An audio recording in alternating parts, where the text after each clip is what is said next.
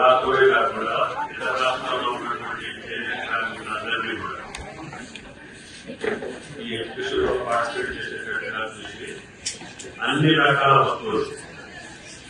మన కార్మికులు చేసేటటువంటి వాటి మార్కెటింగ్ లాస్ట్ ఇయర్ కూడా 1.5 దగ్గరగా విజిట్ చేశారు.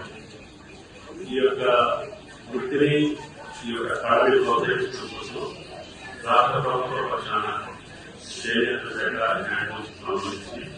గౌరవ ముఖ్యమంత్రి రేవంత్ రెడ్డి గారి ఆధ్వర్యంలో ఈ సంవత్సరం సుమారు 1000 కోట్లు వివిధ పథకాల కింద చేనేత కార్మికులకి రుణమాఫీ కోరుకోవడం అన్నింటినీ జగన్నాథన్ గారు సభ్యులు అడిగినటువంటి ప్రతి పని కూడా ఈరోజు ఈ ప్రభుత్వం నెరవేరుస్తా ఉంది. కాబట్టి గతంలో ఎన్నడూ లేనటువంటి విధంగా మన చేనేత కార్మికులకి ప్రోత్సాహం కాకుండా ప్రపంచవ్యాప్తంగా వీరు చేసినటువంటి వస్తువులు మార్కెటింగ్ అయ్యేటట్టుగా వెసులుబాటు క్రియేట్ చేసి మన జీవనోపాధి దృష్టిలో ఆ నాట్యపరంగా బలపడేటట్టుగా చేయడం ఈ వృత్తిని కలకాలం మనకు సంక్రమించినటువంటి సంస్కృతి సంప్రదాయాన్ని కాపాడటం తెలంగాణ ప్రభుత్వం చేయడం లక్ష్యం. నేను రూపాయలు వారి సభ్యులందరికీ కూడా ప్రత్యేకంగా ధన్యవాదాలు తెలియజేస్తూ ప్రతి సంవత్సరం ఇటువంటి ఎగ్జిబిషన్ ఏర్పాటు చేసి